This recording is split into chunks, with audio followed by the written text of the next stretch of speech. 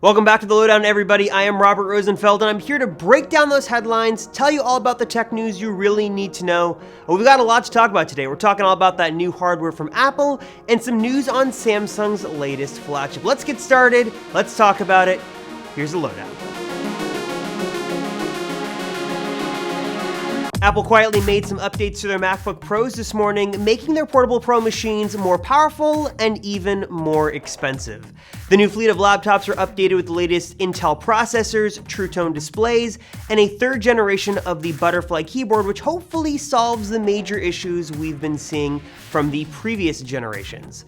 The 15-inch model specifically has gained some new upgrade options to make it very powerful. It can be spec'd with a 6-core i9 processor, up to 32 gigs of RAM, and 4 terabytes of SSD storage, all coming in for the whopping price tag of almost $7,000. And if the rumors are true, this is not the only hardware Apple is planning to refresh. We're hearing reports that the iMac line, the MacBook, and even the Mac Mini are all slated for a refresh and possibly some design enhancements sometime this fall.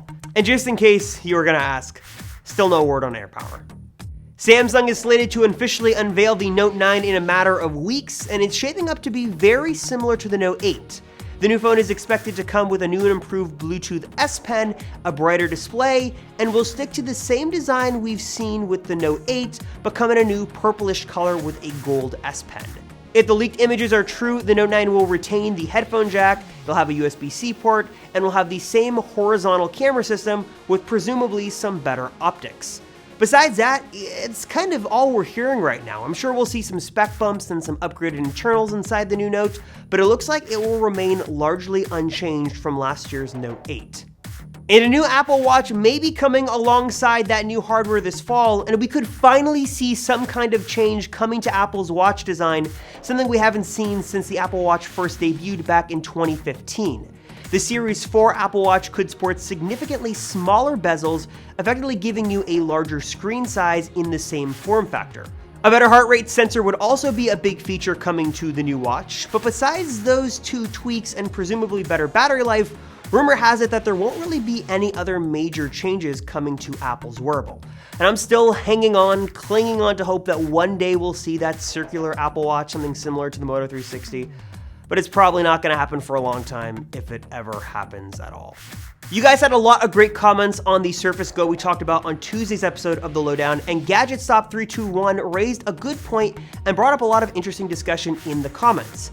They said, between a Surface Pro and an iPad, I would pick the Surface Pro.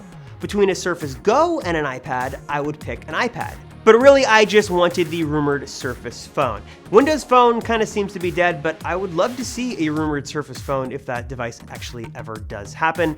And also, John Wilson raised a very interesting question down in the comments. He said, how do you guys think the higher spec Surface Go will compare to an iPad Pro?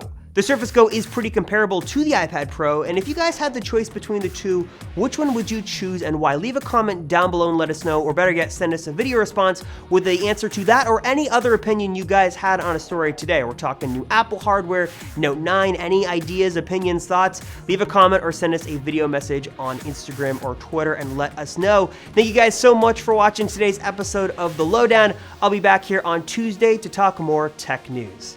See you then.